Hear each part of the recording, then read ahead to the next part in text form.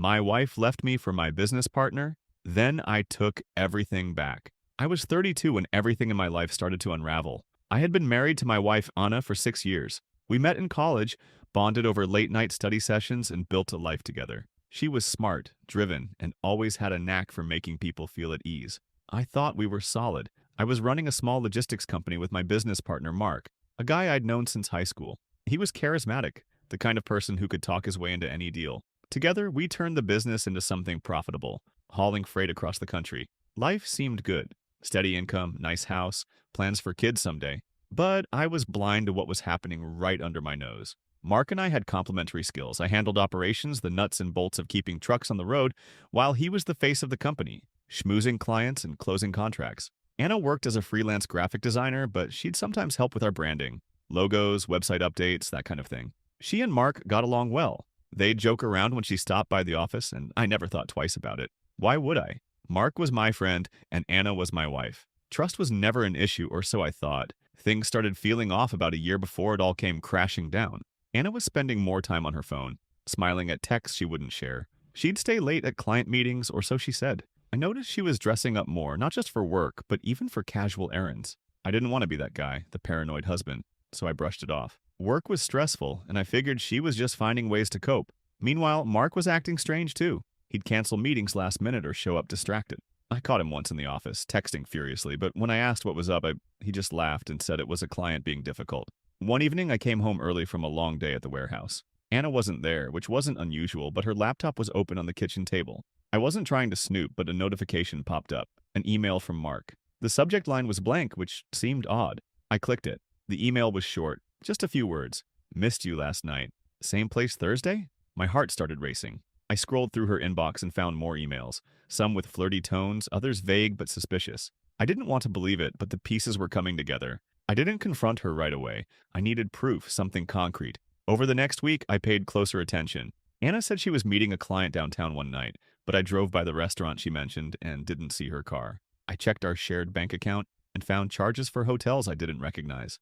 Then I started noticing Mark's car parked near our house on days he wasn't supposed to be around. It was like they weren't even trying to hide it anymore. The betrayal hit hard, not just from Anna, but from Mark, someone I'd trusted for years. I decided to dig deeper. I hired a private investigator, someone discreet who could follow them without raising suspicion. It didn't take long. Within a few days, he sent me photos. Anna and Mark at a hotel, walking arm in arm, looking like a couple. There were timestamps, locations, even a shot of them kissing in a parking lot. Seeing it made me sick, but it also made things clear. They weren't just sneaking around, they were building something behind my back. I kept quiet and started planning. Anna didn't know I knew, and neither did Mark. I went to work like nothing was wrong, shaking Mark's hand, sitting through meetings, all while my mind was racing. I couldn't just walk away. They'd betrayed me, and I wanted them to feel the consequences. My first move was to protect myself. I met with a lawyer to understand my options. Since Anna and I didn't have kids, a divorce would be straightforward, but I needed to secure my share of the business. Mark and I were equal partners, but the company was my life's work. I wasn't about to let him take that too. The lawyer suggested I gather financial records to make sure Mark wasn't siphoning money or hiding assets. I started combing through our books late at night. That's when I found irregularities. Payments to vendors I'd never heard of, contracts signed without my approval. Mark had been sloppy, assuming I wouldn't notice. It wasn't enough to prove fraud outright, but it gave me leverage. I also noticed he'd been pitching clients behind my back, trying to position himself as the sole face of the company. He was planning to push me out, probably so he and Anna could start fresh. Then it happened. One night, Anna sat me down and said she was leaving. She was calm, almost rehearsed. She said she'd been unhappy for a while and needed space. She didn't mention Mark, but I knew. She packed a bag and left that night, saying she'd stay with a friend. I didn't argue or beg. I just watched her go, knowing she was headed straight to him. The next day, Mark called me, acting casual, saying he was taking a few days off. I played along, keeping my voice steady. Inside, I was already laying the groundwork for what came next. I started meeting with our biggest clients, the ones Mark thought were loyal to him. I showed them the numbers, how I'd kept the operations running smoothly, how Mark's recent deals were over-promising and under-delivering.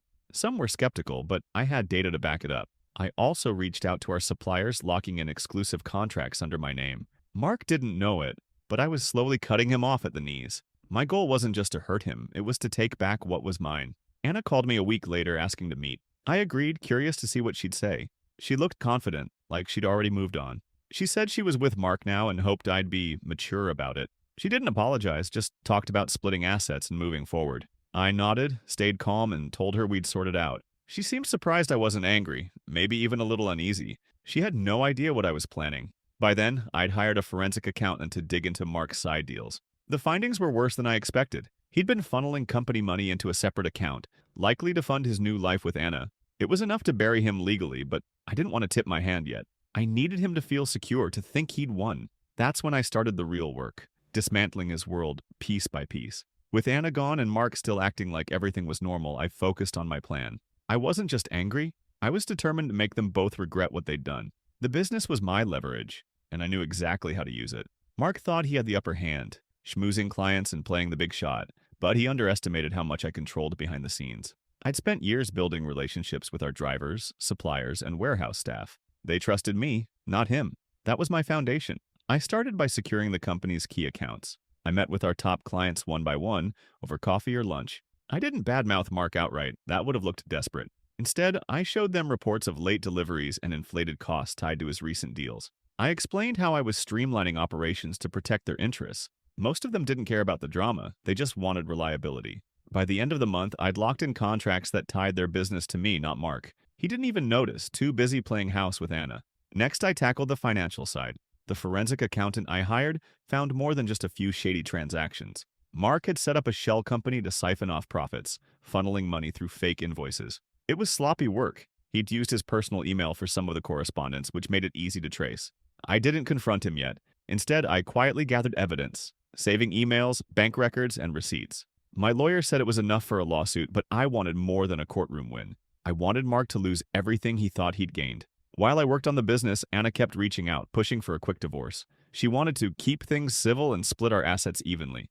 I agreed to meet her again, this time at a cafe. She showed up looking polished, like she was already living a new life. She talked about selling the house and dividing our savings. I listened, nodded, and asked questions to keep her talking. She let slip that she and Mark were planning to start their own logistics company. That was new information, and exactly what I needed. They weren't just stealing my marriage, they were coming for my business too. I started planting seeds of doubt with our shared contacts. I didn't spread rumors or lie, I just asked questions. I'd mentioned to a supplier that Mark had been hard to reach lately, or ask a client if they'd noticed discrepancies in his quotes. People started talking, and word got back to Mark that his reputation was slipping. He called me one day, sounding nervous, asking if I'd heard any weird rumors. I played dumb, said I was just focused on keeping the business running. He bought it, but I could tell he was rattled. Behind the scenes, I was restructuring the company. I used my majority control, something Mark had never bothered to challenge, to shift key assets into a new entity I owned outright. I transferred contracts, equipment leases, and even the office lease to this new company. Mark was still a partner on paper, but his stake was tied to the old shell, which I was slowly draining of value.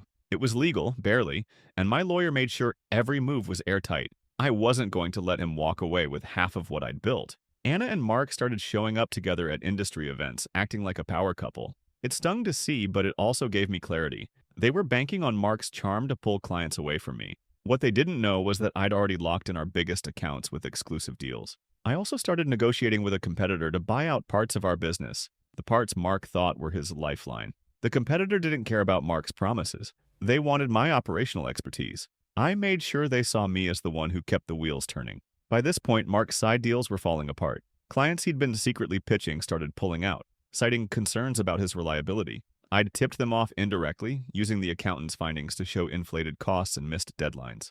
Mark tried to cover his tracks, but he was too late. Suppliers stopped giving him credit, and one even called me directly to confirm Mark's orders, saying he'd been dodging payments. I told them to hold off until I could sort things out. Mark's world was shrinking, and he didn't even see it. Anna called again, this time sounding less confident. She wanted to know why I was dragging my feet on the divorce papers. I told her I was busy with work and would get to it soon. Truth was, I was stalling to keep her off balance. I knew she and Mark were pooling their money for their new venture, and I wanted them overcommitted before I made my final move. My lawyer had already drafted the divorce agreement, heavily tilted in my favor. Anna didn't know about the evidence I had. Her affair wasn't just personal betrayal, it gave me leverage in court. I wasn't going to play dirty unless I had to, but I was ready. The turning point came when I got a call from one of our oldest clients. They'd been approached by Mark with a pitch for his new company, the one he was starting with Anna. The client was loyal to me and shared the details. Mark was promising lower rates and faster deliveries, but his numbers didn't add up. I thanked the client and asked them to keep me posted. That's when I decided it was time to pull the trigger. I called a meeting with Mark, saying we needed to discuss the company's future. He showed up looking smug, probably thinking he'd outmaneuvered me. I laid out the numbers, our declining profits, the clients we'd lost, the suppliers refusing to work with us. I didn't mention his shell company or the evidence I had. Instead, I told him I was considering selling the business. His eyes lit up, thinking he could buy me out cheap. I suggested we meet with a potential buyer, the competitor I'd been talking to. He agreed, not knowing I'd already set the terms. The meeting was a formality. The competitor offered a lowball price for the old company, the one Mark was still tied to. I acted reluctant, but agreed to consider it. Mark thought he was getting a deal, but the real value, our contracts, assets, and client relationships, was already safe in my new entity. He was buying a husk. I shook his hand, smiled, and walked away, knowing he'd just signed his own downfall. Anna and Mark were still clueless, planning their new life together. They had no idea I was about to turn their world upside down. Mark and Anna were riding high, thinking they'd outsmarted me. They were openly planning their new logistics company, using the money Mark had siphoned and Anna's savings. I kept my head down, finalizing my moves. The old company, the one Mark was still tied to, was now a hollow shell. I transferred all the valuable assets, contracts, equipment, client relationships, to my new entity. My lawyer had triple-checked every step to ensure it was legal. Mark was about to learn how little he actually had. The sale to the competitor went through. Mark thought he was getting a bargain, buying out my share of the old company for pennies on the dollar. He didn't know the competitor was only interested because I'd guaranteed them access to my new company's operations. I walked away with a small payout, enough to keep up appearances, but the real win was keeping control of everything that mattered. Mark was left with a company that had no clients, no cash flow, and a pile of debts I'd carefully documented. He'd used his own money to buy a sinking ship. I waited a few weeks before making my next move. By then, Mark was starting to panic. Clients he thought were loyal to him were signing with my new company. Suppliers were calling him about unpaid invoices, ones he didn't even know existed because I'd frozen his access to the old accounts. He tried reaching out to me, leaving voicemails asking what was going on. I didn't respond. Let him sweat, I thought. Anna was feeling the pressure too. She texted me, accusing me of sabotaging their new venture.